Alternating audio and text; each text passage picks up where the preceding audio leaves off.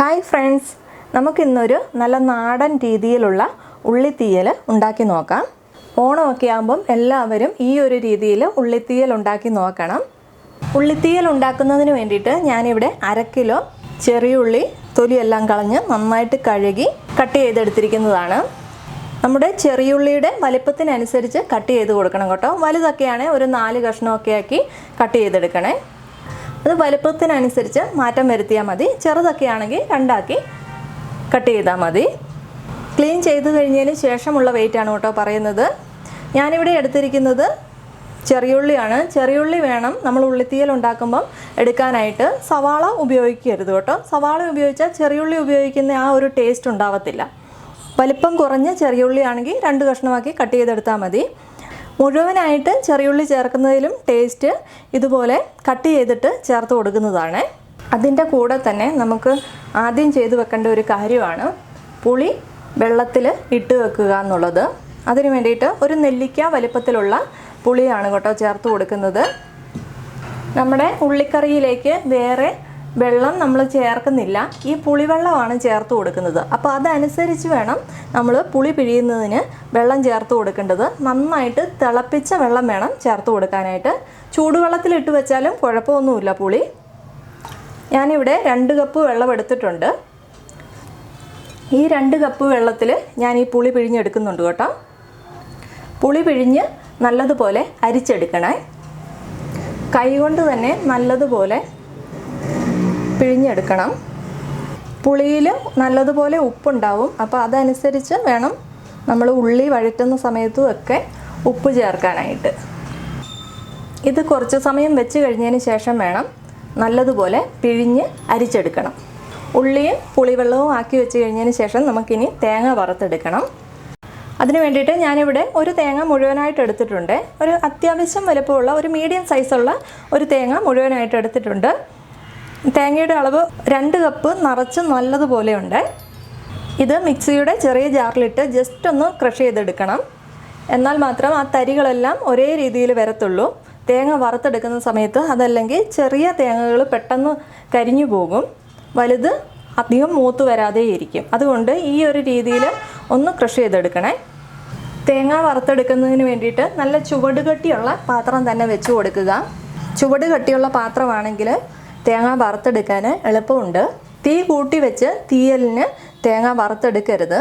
കുറച്ച് സമയമെടുത്ത് വേണം കേട്ടോ തേങ്ങ വറുത്തെടുക്കാനായിട്ട്. അതിന് വേണ്ടിയിട്ട് ഞാനിവിടെ ഒരു പാത്രം വെച്ച് കൊടുത്തിട്ടുണ്ട്. അതിലേക്ക് ഒരു 2 ടേബിൾ സ്പൂൺ വെളിച്ചെണ്ണ ഒഴിച്ച് കൊടുക്കുന്നുണ്ട്.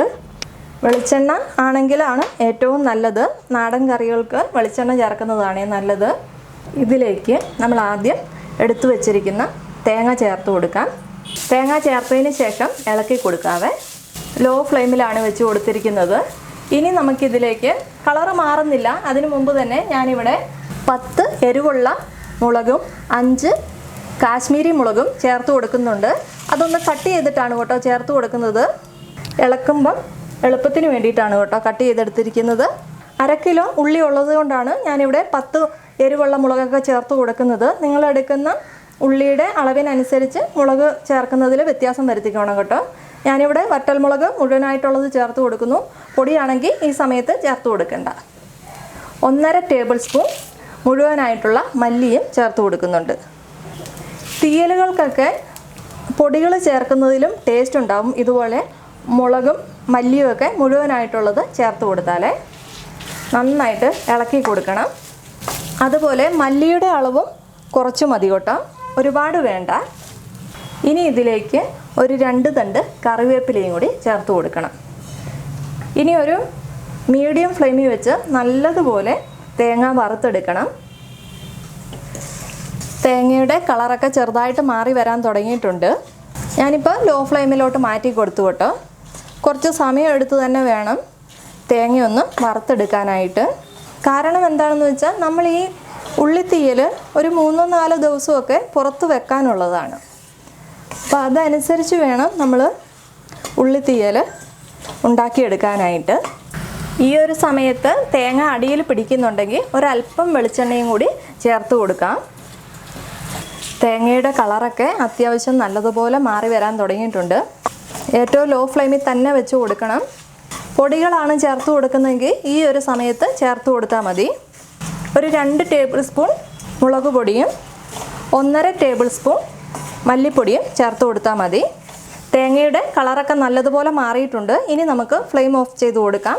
ഇതിലേക്ക് ഒരു 1/4 ടീസ്പൂൺ മഞ്ഞൾപ്പൊടിയും കൂടി ചേർത്ത് കൊടുക്കുന്നുണ്ട്. ഫ്ലെയിം ഓഫ് ആക്കിയതിന് ശേഷം ചേർത്ത് കൊടുത്താൽ മതി കേട്ടോ.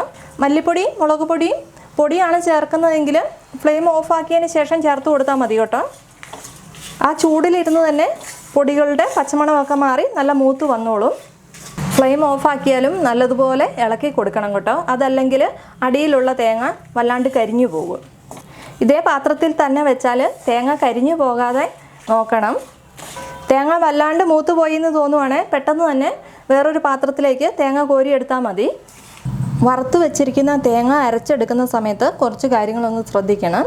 അരയ്ക്കുന്ന സമയത്ത് ഒട്ടും വെള്ളം ചേർക്കാൻ പാടില്ല. വെള്ളം ചേർത്ത് കഴിഞ്ഞാൽ നമ്മുടെ തീയലിൻ്റെ കളറ് തന്നെ മാറിപ്പോകും. തേങ്ങ വറുത്ത് വെച്ചിരിക്കുന്നത് കാണുമ്പോൾ ഒരുപാട് തേങ്ങ ഉള്ളതുപോലെ തോന്നും. തേങ്ങ നമ്മൾ അരച്ചെടുക്കുന്ന സമയത്ത് ഒരുപാട് ഉണ്ടാവത്തില്ല. നമ്മൾ വെള്ളം ചേർത്തിട്ടല്ല അരയ്ക്കുന്നത്. വെള്ളം ചേർക്കുവാണെങ്കിൽ കുറച്ചും കൂടി ഒന്ന് തിക്കായിട്ടൊക്കെ വരുന്ന പോലെ തേങ്ങ അരയ്ക്കുന്ന സമയത്ത് നമുക്ക് തോന്നും. ഇത് നമ്മൾ വെള്ളം ചേർക്കാത്ത കൊണ്ട് ഒരുപാട് അരപ്പായിട്ട് ഉണ്ടാവത്തില്ല. അപ്പോൾ അതനുസരിച്ച് വേണം തേങ്ങ ചേർത്ത് കൊടുക്കാനായിട്ട്. ഒട്ടും വെള്ളം ചേർക്കാൻ പാടില്ല. അത് നിർബന്ധമുള്ള കാര്യമാണ്. തീയലിന് അരയ്ക്കുമ്പം നമ്മൾ വെള്ളം ചേർക്കാതെ വേണം അരച്ചെടുക്കാനായിട്ട്. അരച്ചെടുക്കുന്ന സമയത്ത് ജസ്റ്റ് ഒന്ന് കറക്കിയതിന് ശേഷം സ്പൂണിട്ട് തട്ടി കൊടുക്കണം കേട്ടോ.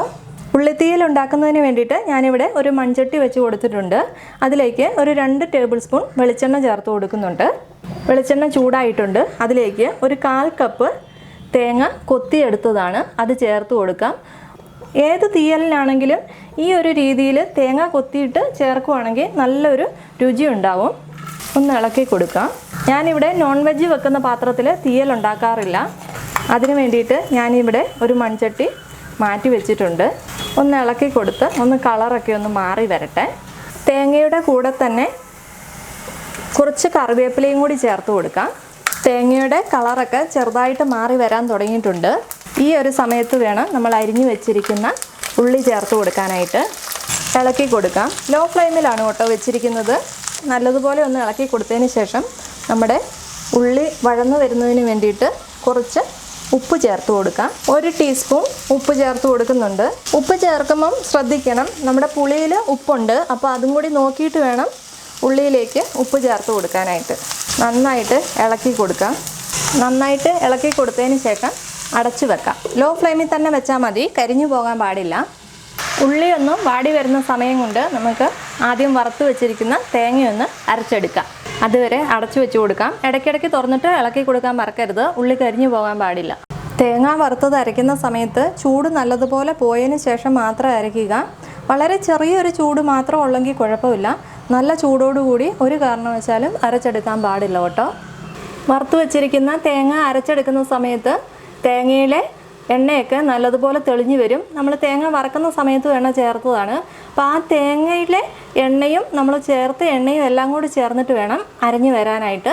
വെള്ളം ചേർക്കരുത്. അത് നിർബന്ധമാണ് കേട്ടോ. വെള്ളം ചേർക്കാൻ പാടില്ല എന്നുള്ളത്. ഈ എണ്ണയിൽ ഇതുപോലെ നല്ലതുപോലെ അരച്ചെടുക്കാവേ.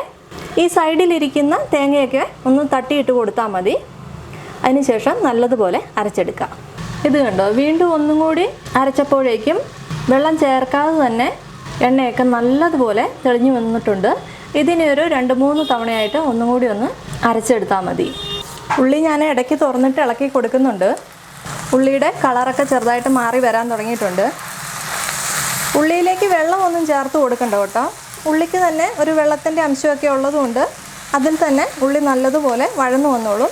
പിന്നെ ആദ്യം നമ്മൾ ചേർത്ത് കൊടുത്ത എണ്ണയും ഒക്കെ മതി കേട്ടോ. കുറച്ചും കൂടി ഒന്ന് നല്ലതുപോലെ ഒന്ന് വാടി വരട്ടെ.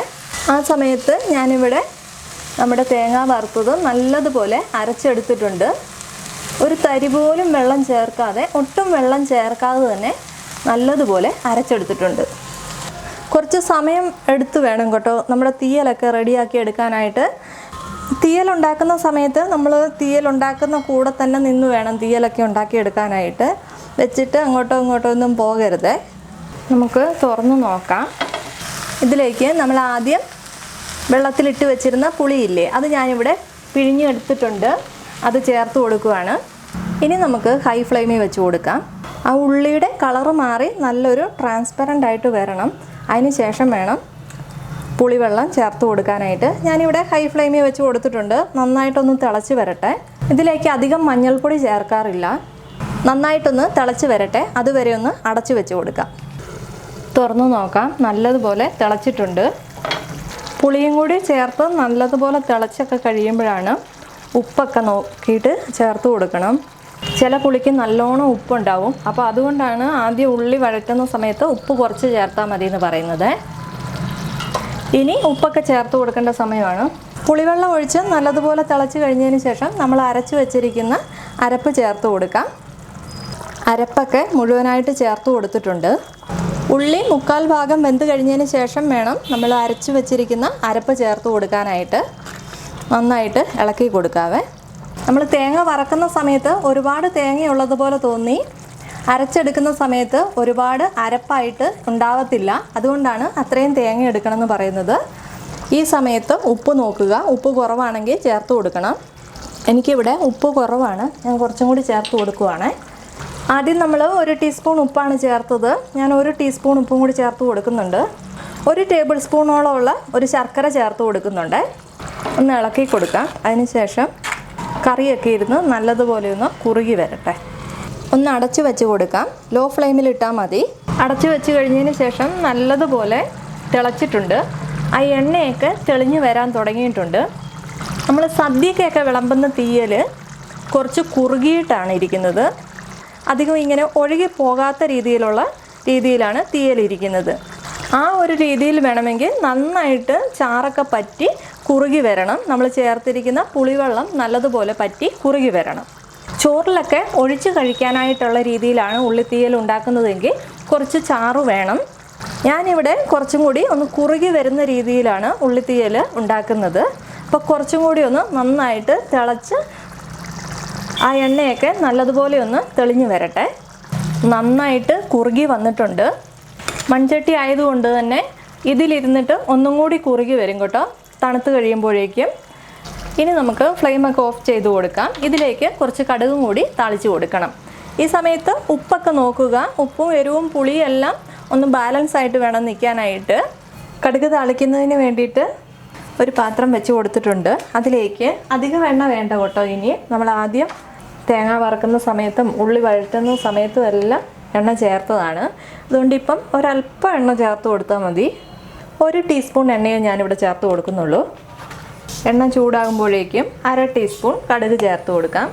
കടുക് പൊട്ടി കഴിയുമ്പോഴേക്കും ഞാനിവിടെ ചെറിയ 5-6 വറ്റൽമുളക് എടുത്തിട്ടുണ്ട്, അത് ചേർത്ത് കൊടുക്കുന്നുണ്ട്. കടുകൊക്കെ ഇവിടെ പൊട്ടിക്കഴിഞ്ഞിട്ടുണ്ട്. അതിലേക്ക് നമ്മൾ എടുത്തു വെച്ചിരിക്കുന്ന വറ്റൽമുളക് ചേർത്ത് കൊടുക്കാം. ഫ്ലെയിമൊക്കെ ഓഫ് ചെയ്ത് കൊടുത്തോളൂ. ഇതിനി ഉള്ളിത്തീയലിലേക്ക് ചേർത്ത് കൊടുക്കാം. താളിച്ച് ചേർത്തതിന് ശേഷം നമുക്കിത് അടച്ചു വെക്കാം. നമ്മൾ സെർവ് ചെയ്യുന്ന സമയത്ത് ഒന്ന് ഇളക്കി കൊടുത്തതിന് ശേഷം എടുത്താൽ മതി. ഈ ഉള്ളിത്തീയൽ നമ്മൾ 3-4 ദിവസമൊക്കെ പുറത്ത് വെക്കാൻ പറ്റുന്ന രീതിയിലുള്ള ഉള്ളിത്തീയലാണ്. അപ്പം നനഞ്ഞ തവിയൊന്നും ഇട്ട് ഇളക്കാതെയൊക്കെ ഇരിക്കുക. അഥവാ അങ്ങനെ ചെയ്താൽ നല്ലതുപോലെ ഒന്നും കൂടി ചൂടാക്കിയിട്ട് എടുത്ത് വെക്കണേ. ഈ ഓണത്തിന് എല്ലാവരും ഈ രീതിയിൽ ഉള്ളിത്തീയൽ ഉണ്ടാക്കി നോക്കുക. നല്ല ടേസ്റ്റാണ് കേട്ടോ. ഞാനൊന്നിവിടെ ഉള്ളിത്തീയൽ ഒന്ന് ഇളക്കിയിട്ട് കാണിച്ചു തരാം. ഞാനിവിടെ ഒരുപാട് ചാറോട് കൂടിയിട്ടല്ല ഉള്ളിത്തീയൽ ഉണ്ടാക്കിയിരിക്കുന്നത്. തൊടുകറി മാതിരി ഉപയോഗിക്കാൻ പറ്റുന്ന രീതിയിലാണ് ഞാനിവിടെ ഉള്ളിക്കറി ഉണ്ടാക്കിയിരിക്കുന്നത്. അപ്പോൾ നിങ്ങൾക്ക് ഏത് രീതിയിലാണോ വേണ്ടത് ആ ഒരു രീതിയിൽ ഉള്ളിത്തീയൽ ഉണ്ടാക്കിയെടുക്കുക. ഇതിപ്പം നന്നായിട്ട് ചാറൊക്കെ കുറുകി വന്നിട്ടുണ്ട്. ഈ ഒരു രീതിയിലാണ് ഞാൻ സദ്യക്കൊക്കെ ഉള്ളിത്തീയൽ ഉണ്ടാക്കുന്നത്. ഈ ഉള്ളിത്തീയൽ ഇലയിൽ വിളമ്പിയാൽ ഒഴുകി പോകുന്ന രീതിയിലുള്ള ഉള്ളിത്തീയലല്ല. ഉപ്പൊക്കെ നോക്കുക. ഉപ്പൊക്കെ കുറവാണെങ്കിൽ ചേർത്ത് കൊടുക്കണം. ഈ ഓണത്തിന് എല്ലാവരും ഈ ഒരു രീതിയിൽ ഉള്ളിത്തീയലൊക്കെ ഉണ്ടാക്കി നോക്കുക. ഇപ്പോൾ റെസിപ്പി ഇഷ്ടപ്പെട്ടാൽ ലൈക്ക് ചെയ്യാനും കമൻറ്റ് ചെയ്യാനും ഒന്നും മറക്കരുത്. ഇതുവരെ സബ്സ്ക്രൈബ് ചെയ്യാത്തവരുണ്ടെങ്കിൽ ഒന്ന് സബ്സ്ക്രൈബ് കൂടി ചെയ്തേക്കണേ. അപ്പോൾ മറ്റൊരു നല്ല റെസിപ്പിയുമായിട്ട് വീണ്ടും വരാം. താങ്ക്